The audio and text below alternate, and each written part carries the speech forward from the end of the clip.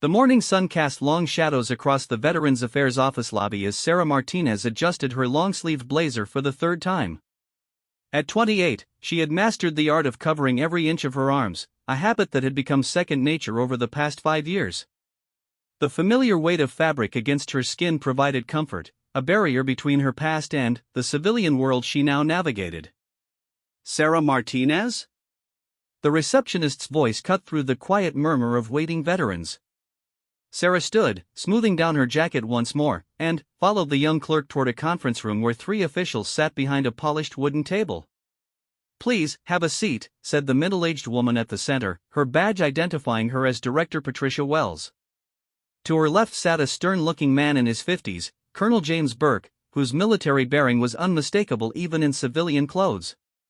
The third person, a younger woman with kind eyes, introduced herself as Dr. Lisa Chen, a VA psychologist. Sarah settled into the chair across from them, her posture straight despite the casual setting. Years of military training had left their mark in ways both visible and hidden. "Ms. Martinez," Director Wells began, opening a thick file, "we're here today to discuss your disability claim. Your service record shows deployment to Afghanistan from 2018 to 2020 with the 82nd Airborne Division, but there are some discrepancies we need to address." Sarah's jaw tightened slightly. She had known this day would come eventually. The paperwork, the questions, the scrutiny that came with seeking help from a system that demanded proof of sacrifice. Colonel Burke leaned forward, his gray eyes studying her intently. "According to our records, you were involved in Operation Desert Shield, but the details are classified at a level that even we cannot access. Your medical records from that period are similarly restricted." "I understand," Sarah replied, her voice steady despite the racing of her heart. Dr. Chen consulted her notes before speaking. "Sarah, you filed claims for PTSD, hearing loss, and what you've described as combat-related injuries. Without access to your complete service record, we need additional verification of your experiences." The room fell silent except for the quiet hum of the air conditioning. Sarah knew what they wanted, what they always wanted when the official channels failed to provide answers. They wanted her to show them the proof that lived on her skin, the evidence she had carried with her for 5 years but had never willingly displayed. "Ms. Martinez," Director Wells said gently, "we understand this may be difficult, but if you have any physical evidence of your service that might help substantiate your claims." Sarah's fingers moved unconsciously to her right sleeve, a gesture that didn't go unnoticed by the observant Colonel Burke. She had rehearsed this moment in her mind countless times, always hoping it would never come. The tattoo on her forearm wasn't just ink and skin, it was a memorial, a burden, and a secret she had sworn to keep. "I need you to understand something," Sarah said finally, her voice carrying a weight that made all 3 officials lean in slightly. "What you're asking me to show you, it's not just about me. It's about people who aren't here to speak for themselves." The tension in the room grew palpable. Colonel Burke's expression shifted from bureaucratic skepticism to genuine curiosity. In his 30 years of military service, he had learned to recognize the look of someone carrying ghosts. "Take your time," Dr. Chen said softly, her training evident in the way she created space for Sarah's decision. Sarah closed her eyes for a moment, and, suddenly, she was back in the Afghan desert, the taste of dust and diesel fuel in her mouth, the weight of her gear pulling at her shoulders. She could hear Rodriguez's laugh, Martinez's terrible jokes, Thompson's off-key singing during long night watches. The Lost Platoon, they had called themselves, not because they were lost, but because they operated in places that didn't exist on official maps. When she opened her eyes, the 3 officials were still waiting, their expressions a mixture of professional patience and human curiosity. Sarah looked at each of them in turn, trying to gauge whether they could handle the truth that lived beneath her carefully maintained exterior. "Before I show you anything," she said, "I need you to understand that what you're about to see represents 13 people who died doing something that officially never happened. Their families think they died in a training accident. Their names aren't on any memorial walls. And, until today, only 3 people in the world knew the real story." Director Wells exchanged glances with her colleagues. "Ms. Martinez, we're bound by confidentiality agreements. Nothing you show us today will leave this room unless you give us permission." Colonel Burke nodded gravely. As a fellow service member, you have my word that whatever you're about to share will be treated with the respect and discretion it deserves. Sarah studied their faces one more time, looking for any sign of doubt or disbelief. What she saw instead was the kind of solemn attention that came from people who understood that some stories carried more weight than others. Slowly, almost reluctantly, she began to unbutton her blazer. The simple black garment had been her armor for so long that removing it felt like stepping out of a protective shell. Underneath, she wore a white cotton shirt with sleeves that extended just past her elbows. "The tattoo you're about to see," she said, pausing with her hands on her right sleeve, "was done by a guy named Jake Morrison in a basement in Kandahar. Jake was our communications specialist, but, before he enlisted, he had worked in a tattoo parlor in Detroit. We all got them on the same night, after." She trailed off, her mind drifting back to that terrible day when everything had changed. The roadside bomb that had torn through their convoy, the firefight that followed, the impossible choice that had saved some lives while ending others. "After what?" Dr. Chen prompted gently. "After we realized we were all that was left," Sarah finished quietly. With careful, deliberate movements, she rolled up her right sleeve. The fabric moved past her wrist, then, her forearm, revealing skin that was pale from years of being hidden from the sun. And there, stretching from just below her elbow to her wrist, was a tattoo that made all three officials lean forward in their chairs. The image was intricate and haunting, a three-headed dog with eyes that seemed to burn even in the fluorescent light of the conference room. Each head bore a different expression, one snarling, one howling, one with its eyes closed as if in death. Below the creature, in stark black letters, were the words "Lost Platoon" and, beneath that, a date, March 15, 2020. But, it was the details surrounding the central image that made the officials stare in silent recognition. Wrapped around the dog's body were 13 dog tags, each one meticulously detailed with a name, serial number, and blood type. The artistry was remarkable, but the meaning was unmistakably clear. This was a memorial rendered in flesh and ink. Colonel Burke was the first to break the silence. His voice, when he spoke, carried a reverence that hadn't been there before. "Cerberus," he said simply. Sarah nodded. "The guardian of the underworld." Jake said it was appropriate, given what we were guarding. "These names," Director Wells said, pointing at the dog tags in the tattoo. "These are real people?" "Were real people," Sarah corrected. "Every single one of them died on a mission that, according to the official record, never happened. Rodriguez, Martinez, Thompson, Williams, Davis, Chen, Johnson, Brown, Miller, Wilson, Anderson, Taylor, and Morrison." Dr. Chen had been taking notes, but she stopped writing when Sarah finished reciting the names. "You memorized all of them?" "I carry all of them," Sarah replied. "Every day." The room fell into another silence as the three officials processed what they were seeing. Colonel Burke leaned back in his chair, his expression thoughtful. "Ms. Martinez, in all my years of service, I've never seen anything quite like this. The level of detail, the personal significance, this isn't just a tattoo. This is a testament." Sarah carefully rolled her sleeve back down, the motion automatic after years of practice. "It's all I have left of them. The official records were sealed or destroyed. Their families were told it was a training accident. But we were there, and we knew what we were doing, and we knew why it mattered." "Can you tell us about the mission?" Director Wells asked, her bureaucratic demeanor softening into something more human. Sarah was quiet for a long moment, her fingers working at the buttons of her blazer. "We were tasked with securing a compound that was being used to funnel weapons to terrorist cells throughout the region. Intelligence suggested that disrupting this particular supply line could save hundreds of American lives over the following months."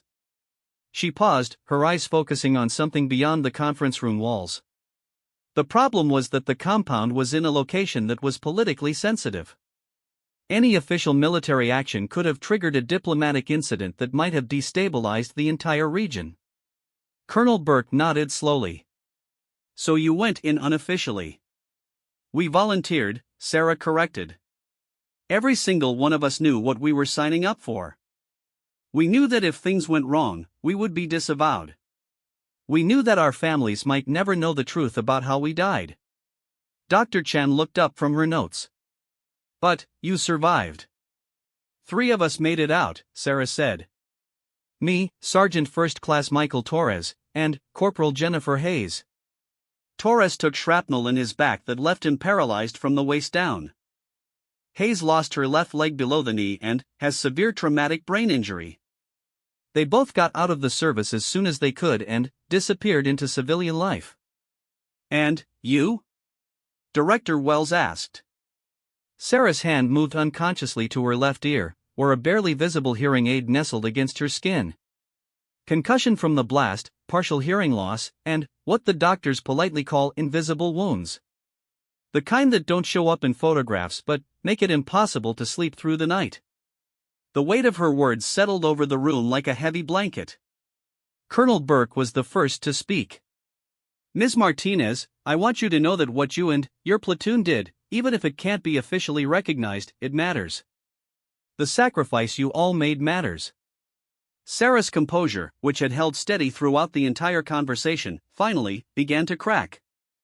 Her voice was barely above a whisper when she replied.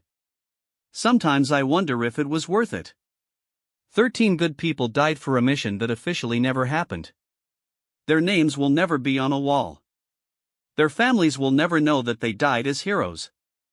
But, you know," Dr. Chen said gently. "And Torres knows, and Hayes knows. And now we know. And we'll make sure your claim is processed with the priority it deserves," Director Wells added, closing the file with a definitive snap.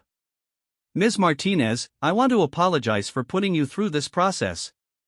Your service record may be classified, but your sacrifice is clear." Sarah wiped at her eyes with the back of her hand, a gesture that reminded everyone in the room that beneath the strong exterior was a young woman who had seen too much and carried too heavy a burden for too long. "There's one more thing," she said, her voice stronger now. "Every year on March 15th, the 3 of us meet at Arlington National Cemetery. We don't have a grave to visit, so we just sit together and remember. It's not much, but it's something." Colonel Burke stood up, his movement prompting the others to do the same. "Ms. Martinez, it would be an honor to shake your hand." As Sarah stood and extended her hand, the sleeve of her blazer rode up slightly, revealing just the edge of one of the tattooed dog tags. Colonel Burke saw it and his grip tightened almost imperceptibly. "Thank you for your service," he said, and, for the first time in 5 years, Sarah felt like someone truly understood the weight of those words. As she prepared to leave the conference room, Sarah felt a lightness that she hadn't experienced since coming home. The secret was still hers to carry, but now she wasn't carrying it alone. 3 more people knew the truth about the lost platoon, and somehow that made the burden feel a little less heavy.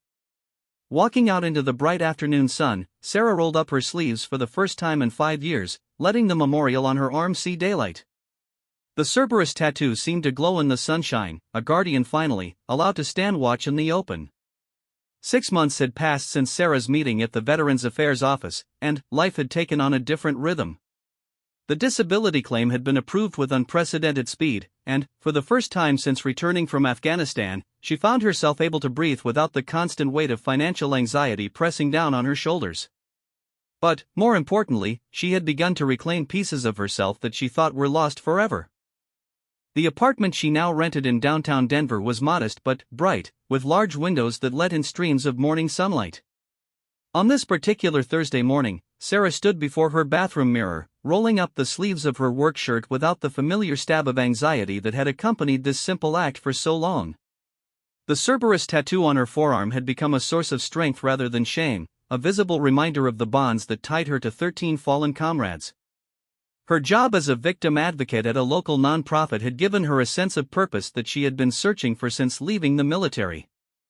Working with survivors of violence and trauma felt like a natural extension of the protective instincts that had driven her to enlist in the first place. Today, however, would test those instincts in ways she couldn't have anticipated. The call came just after lunch. Sarah was reviewing case files when her supervisor, Margaret Thompson, knocked on her office door with an expression that immediately put Sarah on high alert. "We have a walk-in," Margaret said, her voice carrying the weight of someone who had seen too many broken people over the years. "Young veteran, maybe early 20s. She's asking specifically for you. Sarah looked up from her paperwork, confused. Asking for me? How does she even know who I am? That's what I was hoping you could tell me. She's in conference room 2, and, Sarah, she's in pretty rough shape. Whatever happened to her, it's recent. Rising from her desk, Sarah followed Margaret down the hallway toward the conference rooms. Through the small window in the door, she could see a young woman sitting hunched over the table, her dark hair falling like a curtain around her face. Even from behind, her posture spoke of someone trying to make herself as small as possible. "What's her name?" Sarah asked quietly. "She said to tell you that Corporal Jennifer Hayes sent her," Margaret replied. The name hit Sarah like a physical blow. Hayes was one of the other 2 survivors of the lost platoon, the woman who had lost her leg and suffered traumatic brain injury in that final, terrible firefight. They had maintained contact over the years through occasional emails and their annual memorial meetings, but it had been months since Sarah had heard from her. Did she say anything else? Just that she needed to talk to someone who would understand. She's been sitting in there for almost an hour, just waiting. Sarah took a deep breath and pushed open the door to the conference room. The young woman looked up, and Sarah immediately saw the haunted look that she recognized from her own mirror during the darkest days after coming home. The girl couldn't have been more than 22, with the lean build and alert eyes of someone who had learned to always be ready for danger. "Hi," Sarah said gently, taking a seat across from her. "I'm Sarah Martinez. I understand Jennifer Hayes sent you to see me?" The young woman nodded, her hands trembling slightly as she pushed her hair back from her face. "I'm Amy Chen. My brother was Danny Chen. He was in your unit." The name hit Sarah like a freight train. Danny Chen had been their demolitions expert, a quiet kid from San Francisco who could disarm a bomb with the same steady hands he used to perform magic tricks for local children during their downtime. He had been 21 when he died, just a few months older than his sister was now. "Danny," Sarah breathed, and suddenly, she was back in that compound, watching Danny work to defuse the device that would ultimately claim his life along with 12 others. "You're Danny's little sister. He talked about you all the time." Amy's composure cracked at the mention of her brother. Tears spilled down her cheeks as she nodded. "He used to send me letters about his unit. He never said much about what you guys were doing, but he said you were like family to him." Sarah reached across the table and placed her hand over Amy's. The girl's skin was cold, and Sarah could feel the tremor that ran through her entire body. "Amy, what happened? How did you find me?" "Jennifer Hayes found me," Amy said, wiping at her eyes with a tissue from the box Margaret had thoughtfully placed on the table. After what happened, I was looking for answers about my brother's death. The official story never made sense to me. A training accident? Danny was too careful for that. Too good at his job." Sarah's heart began to race. The families of the lost platoon members weren't supposed to know the truth. That had been part of the deal, part of the sacrifice they had all agreed to make. But, looking at Amy's tear-stained face, Sarah realized that secrets had a way of demanding their own reckoning. "Jennifer told me about the tattoo," Amy continued. "She said if I ever needed help, I should find you and ask to see the memorial you carry for my brother." Without hesitation, Sarah rolled up her right sleeve, revealing the Cerberus tattoo in all its detailed glory.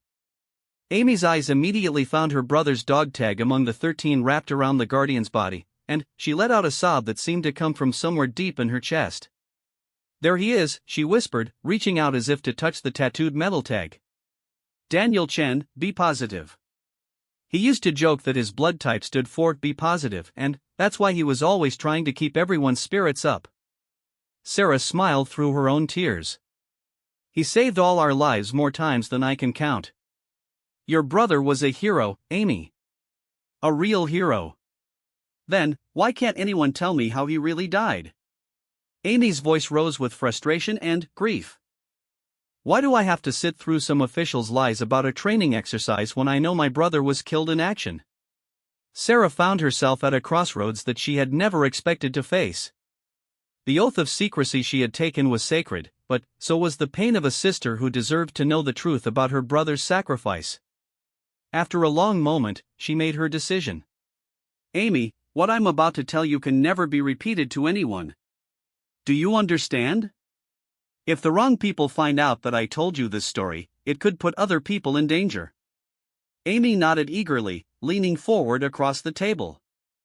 Your brother died defending a school, Sarah began, and she saw Amy's eyes widen with surprise. There were intelligence reports that a terrorist cell was planning to attack a girls' school in a village about 30 kilometers from our base. The attack was supposed to happen during their graduation ceremony, when the building would be packed with children and their families. As Sarah spoke, she could see Amy hanging on every word, finally, hearing the truth that she had been searching for.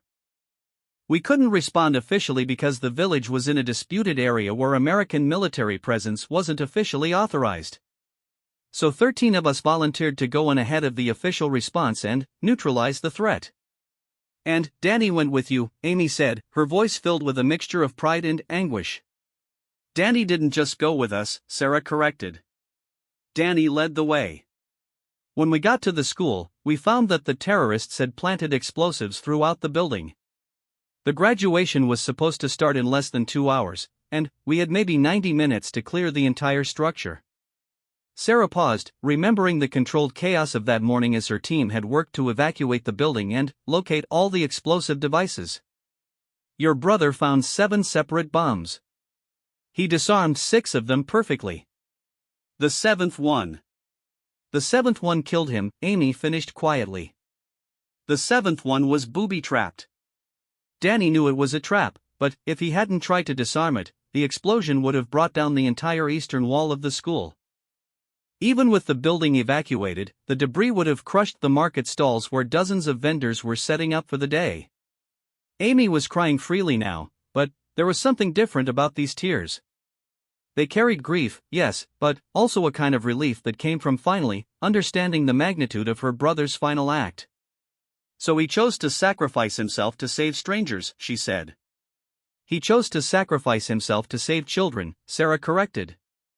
When the bomb went off, it brought down a section of the roof, but the blast was contained to one classroom. Danny's body absorbed most of the impact. He saved everyone in that market, and his sacrifice gave us time to track down the rest of the terrorist cell.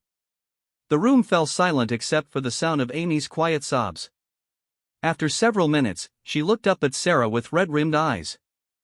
Thank you for telling me the truth. But that still doesn't explain why I'm here. Sarah frowned. What do you mean? Amy took a shaky breath. 3 days ago, a man came to my apartment. He said he was from the Department of Defense, and he wanted to ask me some questions about what I knew regarding my brother's death. When I told him I only knew what was in the official report, he didn't believe me. A chill ran down Sarah's spine. What kind of questions was he asking? He wanted to know if my brother had ever mentioned any of his unit members by name. He specifically asked about someone named Martinez and whether Danny had ever given me anything to hold for safekeeping. Sarah's blood ran cold. After 5 years of carefully maintained secrecy, someone was asking questions about the lost platoon. Amy, did you tell this man anything? I told him the truth, that Danny never talked about specific people or gave me anything important. But, Sarah, there's more. He left his card and told me that if I remembered anything, I should call him immediately. Then, he said something that scared me. What? He said that sometimes family members of deceased soldiers become targets of foreign agents who want to exploit their grief. He said I should be very careful about who I trusted and what I believed about my brother's death. Sarah's mind raced through the implications. Someone knew about the mission, and they were tracking down family members of the lost platoon. That could only mean one thing: the operation that was supposed to have been completely classified had somehow been compromised. Amy, I need you to show me that card. Amy fumbled in her purse and produced a standard government business card. Sarah studied it carefully, noting the seal, the formatting, and the contact information. Everything looked legitimate, but something about it felt wrong. Did this man show you any identification? Sarah asked.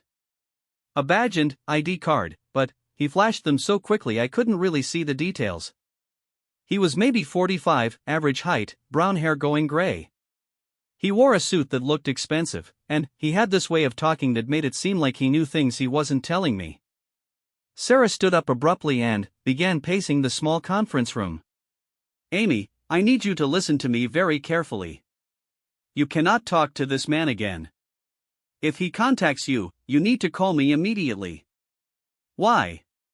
What's going on?" "I don't know yet, but if someone is investigating the lost platoon after all these years, it means that our mission might not be as classified as we thought. And if that's true, then anyone connected to it could be in danger." Amy's face went pale. "Including you?" "Including all of us." Sarah pulled out her phone and began scrolling through her contacts. "I need to reach Jennifer Hayes and Michael Torres immediately. If this man is talking to you, he might be approaching other family members too."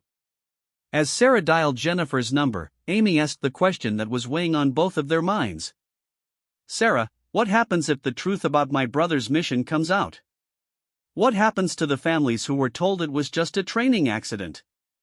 Sarah listened to the phone ring with no answer. "I don't know, Amy. But I'm afraid we're about to find out." When Jennifer's voicemail picked up, Sarah left an urgent message asking her to call back immediately. Then, she tried Michael Torres, with the same result. As she hung up the phone, Sarah realized that for the first time since that terrible day in Afghanistan, she felt the familiar knot of fear forming in her stomach.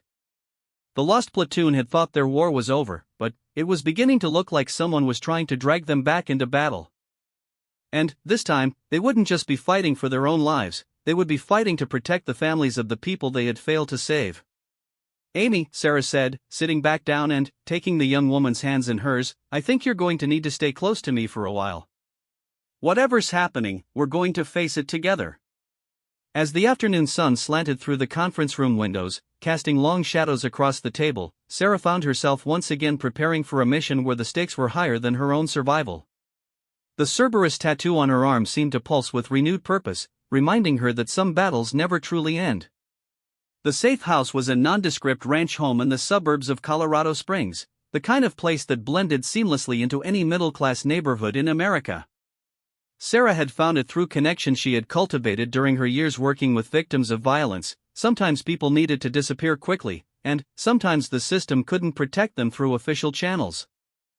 It had been 4 days since Amy Chen had walked into Sarah's office, and, in that time, the world had shifted beneath their feet in ways that neither woman could have anticipated. Michael Torres had finally returned Sarah's call, his voice tight with controlled panic as he reported that he too had been visited by federal agents asking questions about the lost platoon.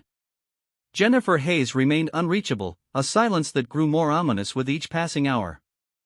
Sarah stood at the kitchen window, watching the quiet street through blinds that she kept carefully adjusted to provide maximum visibility while maintaining their concealment. Amy sat at the small dining table behind her, methodically cleaning a Glock 19 that Sarah had retrieved from a storage unit across town. The young woman's movements were precise and practiced, revealing military training that she had never mentioned during their initial conversation. "You didn't tell me you were in the service," Sarah said without turning from the window. Amy looked up from the disassembled weapon, her hands never pausing in their work. "Army National Guard, 2 deployments to Iraq as a combat medic. I got out last year when my enlistment was up." She paused, considering her next words carefully. "Danny didn't know. I enlisted after he deployed, and I never told him because I knew he would worry." Sarah finally turned from the window, studying the young woman with new appreciation. "That explains why you handled the truth about his death better than most people would have. And why you knew to take the threats seriously when I told you we needed to disappear for a while. It also explains why the man who came to see me seemed surprised when I didn't fall apart during his questioning," Amy added, reassembling the pistol with smooth efficiency. "I think he was expecting to intimidate some helpless civilian." The sound of a car engine outside made both women freeze. Sarah moved back to the window while Amy quietly chambered around in the Glock. The vehicle that pulled into the driveway was a red Honda Civic with Colorado plates, exactly what Jennifer Hayes had described in the coded message she had finally sent through their emergency communication protocol. It's Jennifer, Sarah said, relief evident in her voice. But she's not alone. Through the windshield, Sarah could see Jennifer in the driver's seat, her distinctive short blonde hair unmistakable even from a distance. In the passenger seat sat a man with broad shoulders and dark hair that had gone gray at the temples. Even from behind, Sarah recognized the military bearing that belonged to Michael Torres. Amy joined Sarah at the window as the two figures made their way to the front door. Jennifer moved with the slight limp that had been her constant companion since losing her lower leg in the explosion that had claimed the lost platoon. Michael used a cane, the result of the shrapnel that had severed his spinal cord and left him partially paralyzed. Sarah opened the door before they could knock, ushering them quickly inside. The reunion was subdued, marked more by urgent tension than joy. These three people had shared the kind of bond that only comes from surviving hell together, but the circumstances of their current meeting cast a shadow over any celebration. "We have a problem," Jennifer said without preamble, settling into one of the living room chairs. "The people asking questions about us aren't from the Department of Defense." Michael nodded grimly, lowering himself carefully onto the sofa. "I did some checking through contacts I still have in intelligence. There's no official investigation into the lost platoon. No one in the government is supposed to know that mission ever happened." Sarah felt the familiar chill of fear that she had hoped never to experience again. "Then, who's been visiting the families?" "That's what we need to figure out," Jennifer replied.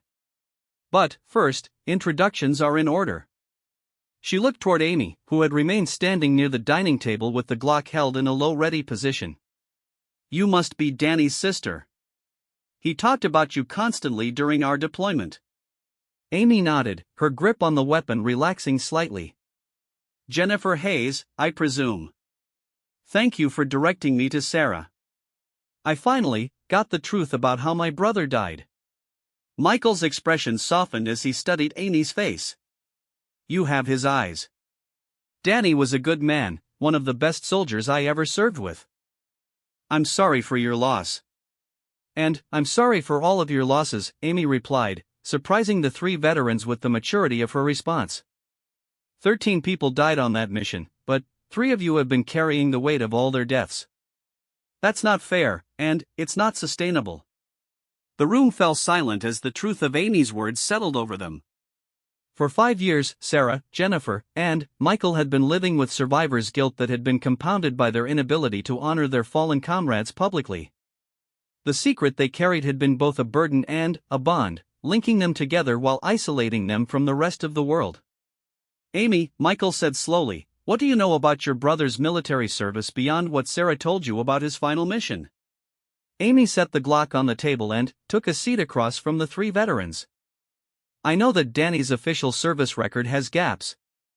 Periods where he was supposedly in training or on leave, but I never heard from him during those times. I know that his pay grade was higher than what someone with his time in service should have been earning. And I know that after he died, our parents received benefits that were significantly larger than what a standard death gratuity should have been." Jennifer exchanged glances with Sarah and Michael. "Someone's been taking care of the families financially. That's not part of the standard protocol for classified operations. Which means someone with serious resources and high-level access has been managing the fallout from our mission," Michael concluded. "The question is whether they're trying to help us or eliminate us." Sarah moved to the window again, her training making it impossible for her to remain static when potential threats were unknown. "We need to assume the worst-case scenario until we know otherwise. Someone is tracking down family members and asking questions about an operation that's supposed to be completely buried. That puts all of us at risk." "Not just us," Amy said quietly. "There are families of 12 other soldiers out there who might be getting visits from mysterious federal agents. People who have no idea that they might be in danger because they don't know the truth about how their loved ones died." The implications of Amy's observation hit all 3 veterans simultaneously. Their protective instincts, honed by years of military service and refined by the traumatic loss of their unit, kicked into high gear. "We need a list," Jennifer said, her voice taking on the authoritative tone she had used as a squad leader. "Names, addresses, contact information for every family member of every lost platoon soldier." If someone is targeting them, we need to warn them. Michael pulled out a tablet and began typing. I can access some of that information through VA records and social media. It'll take time, but I can put together a comprehensive list within 24 hours. What about the people who are asking the questions? Sarah asked. We need to identify them and figure out what they want. Amy reached into her purse and pulled out the business card the mysterious agent had given her. I've been thinking about this. The card looks legitimate, but something about the conversation felt wrong. He asked very specific questions, like he already knew some answers and was testing to see if I was lying. Jennifer took the card and examined it closely. The phone number has a DC area code, but the address is for a building that houses dozens of different federal agencies. That's either very legitimate or a very good cover. There's one way to find out, Michael said, looking up from his tablet. We call the number and see who answers. If it's a real government office, they'll have protocols for handling inquiries. If it's something else, we'll have tipped them off that we're onto them, Sarah finished. That's a risk we might not be able to afford. Amy stood up and began pacing, her movement unconsciously mirroring Sarah's earlier behavior. There's another option.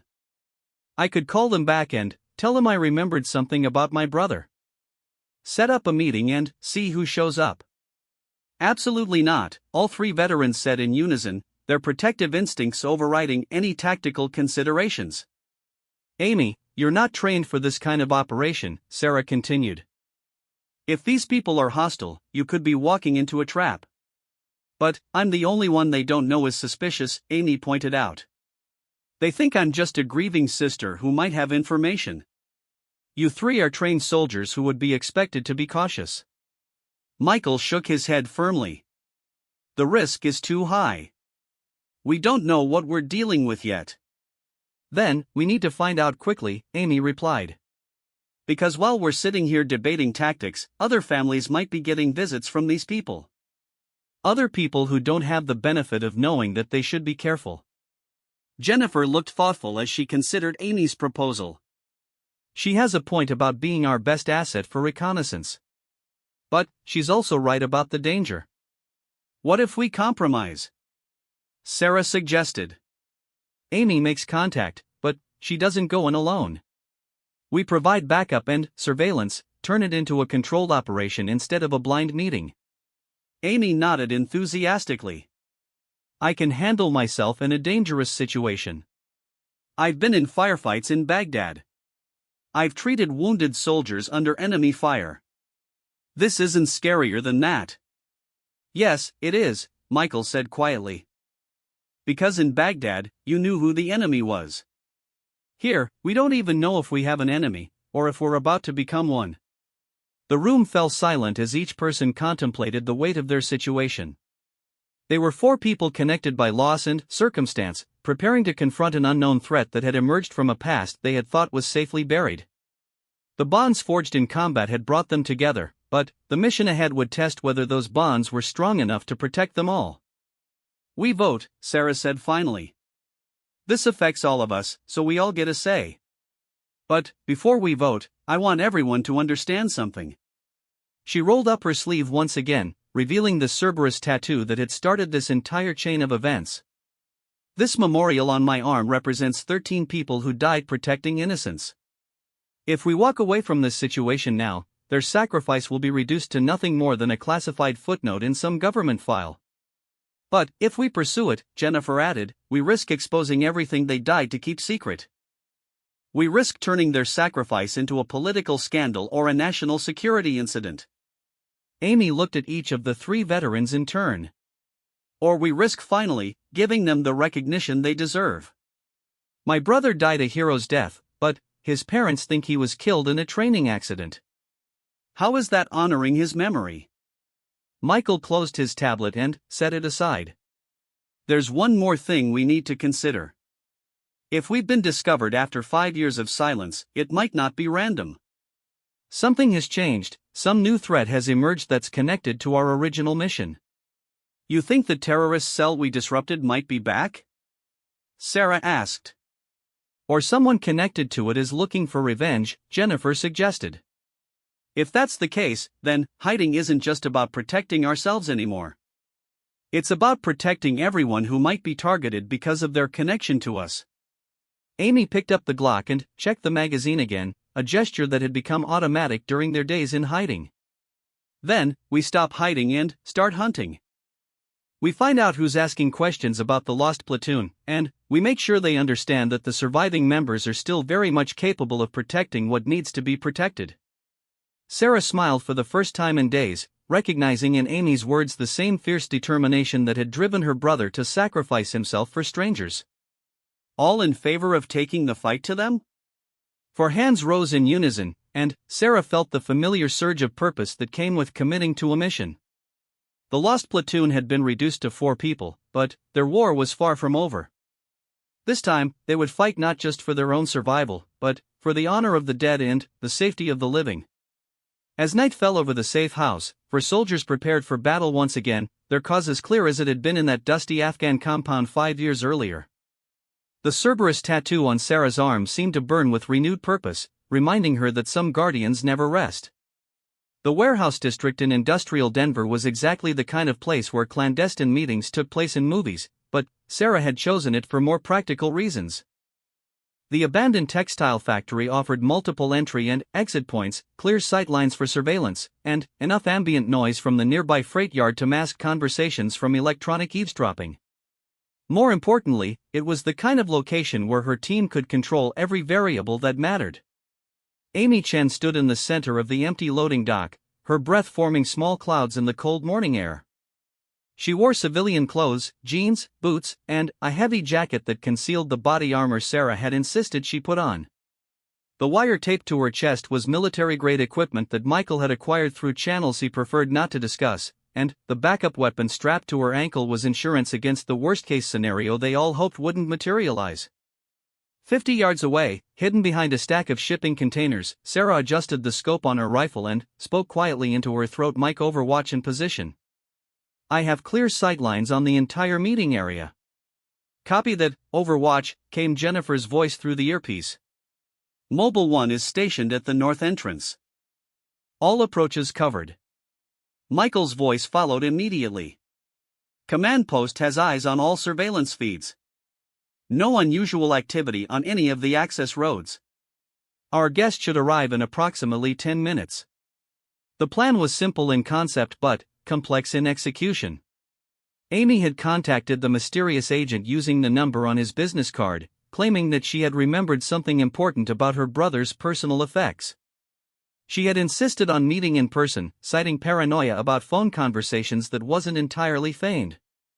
The agent had agreed, suggesting that his interest in the lost platoon was significant enough to warrant taking risks. "Phoenix, how are you feeling?" Sarah asked, using the call sign they had assigned to Amy for the operation. "Nervous but ready," Amy replied, her voice steady despite the admission. "I keep thinking about Danny and how he must have felt before that final mission. Scared but determined to do the right thing." "Your brother would be proud of you," Jennifer said through the comm system. "Just remember, if anything feels wrong, abort immediately. We can extract you in less than 30 seconds. Amy nodded, even though she knew the others couldn't see the gesture. The past week had been a crash course in operational planning and tactical communications, with 3 experienced veterans teaching her everything they could about survival in hostile environments. She had surprised them all with how quickly she adapted to their methods, but then, again, she was Danny Chen's sister. Vehicle approaching from the east, Michael's voice cut through the morning quiet. "Black sedan, government plates. Single occupant." Sarah tracked the car through her scope as it wound through the empty streets toward the warehouse. "Confirmed. Target vehicle in sight." The sedan pulled into the loading dock area and parked exactly where Amy had specified during her phone conversation. The door opened, and the man who stepped out matched the description Amy had given perfectly: mid-40s, average height, expensive suit, and the kind of confident bearing that suggested he was accustomed to being the most dangerous person in any room. "Here we go," Amy whispered, walking toward the man with the casual gait of someone who had no reason to suspect danger. Sarah watched through her scope as the two figures met near the sedan. The agent extended his hand in greeting, and Amy shook it with the kind of firm grip that conveyed both respect and self-assurance. Through her rifle scope, Sarah could see the man's lips moving as he spoke, but the real-time audio came through Amy's wire.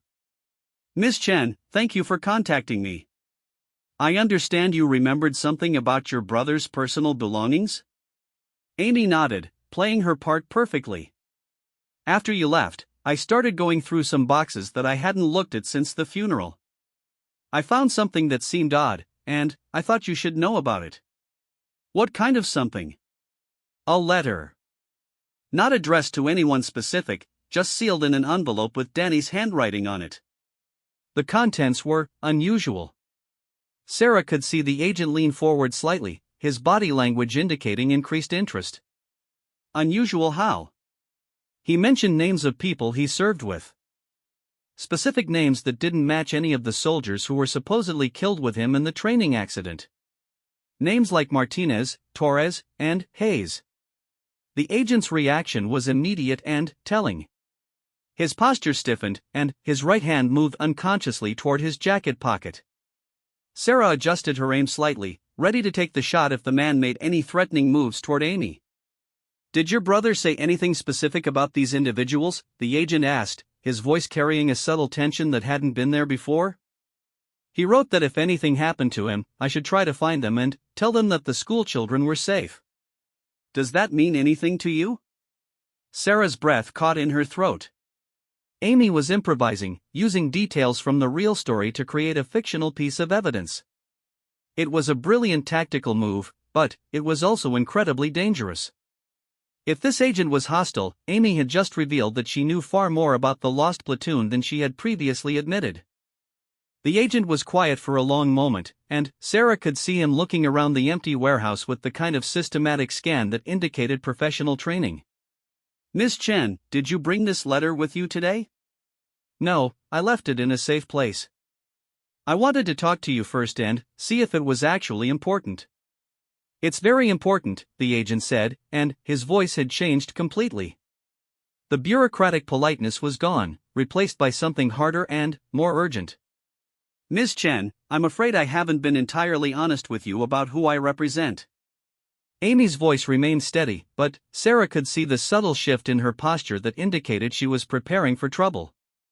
What do you mean? My name is Agent David Kellerman, and I work for a joint task force that investigates terrorist financing networks. The mission your brother died on wasn't a training accident, and it wasn't officially sanctioned by the US government. Sarah felt her world tilt on its axis.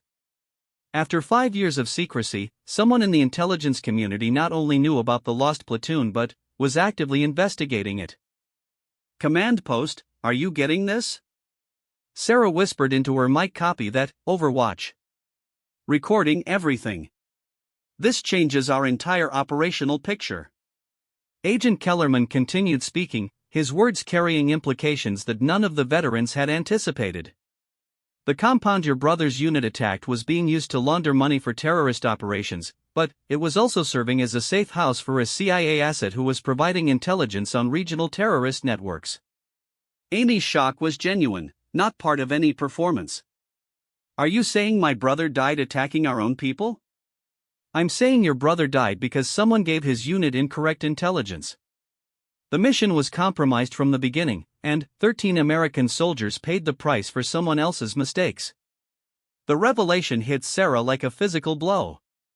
Everything they had believed about their final mission, everything they had told themselves about the nobility of their sacrifice, was potentially based on lies.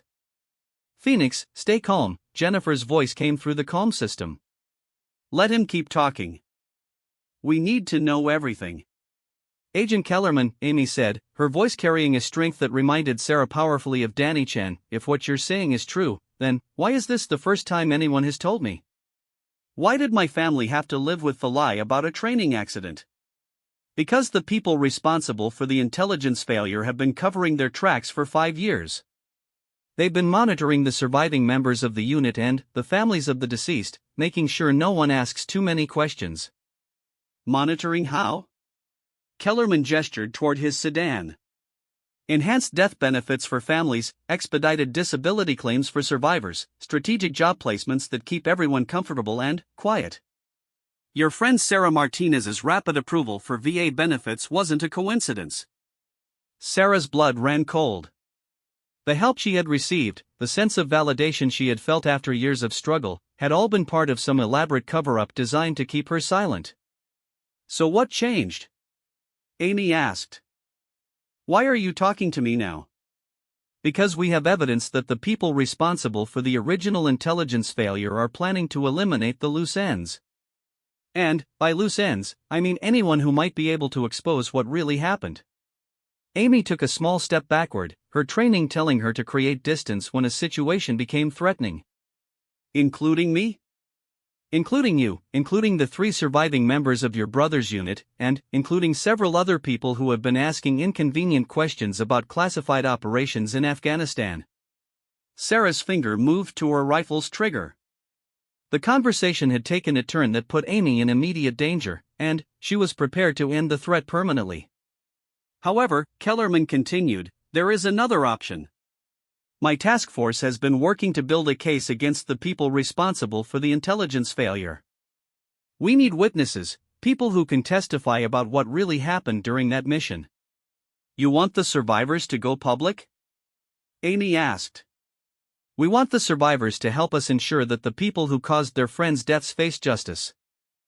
In exchange, we can provide protection and official recognition for the sacrifice the lost platoon made.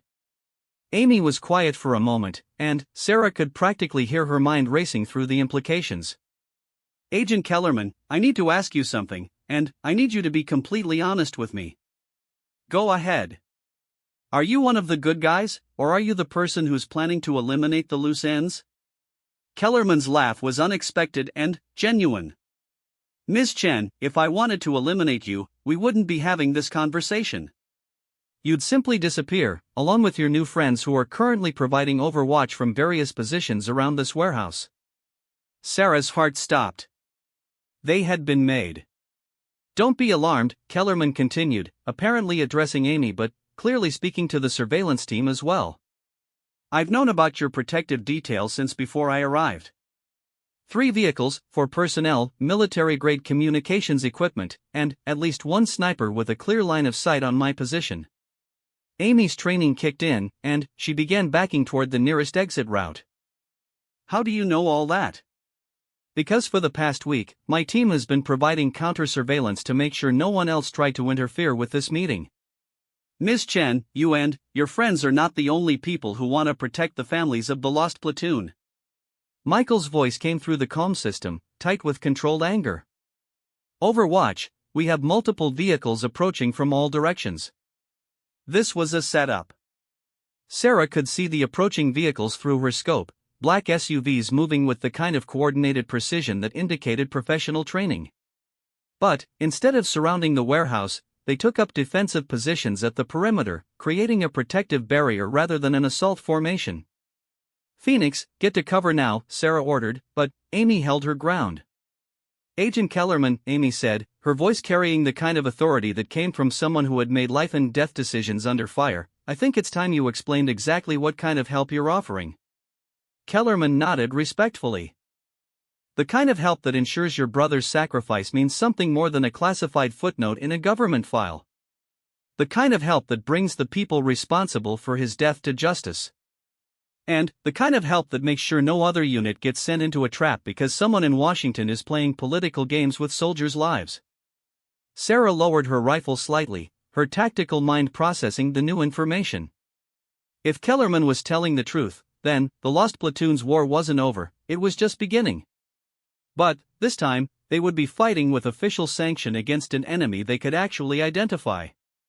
Agent Kellerman, Amy said, I think you need to meet the rest of my team. As Sarah, Jennifer, and Michael emerged from their concealed positions, each of them maintaining tactical awareness while approaching the center of the loading dock, Sarah felt the familiar weight of mission responsibility settling on her shoulders.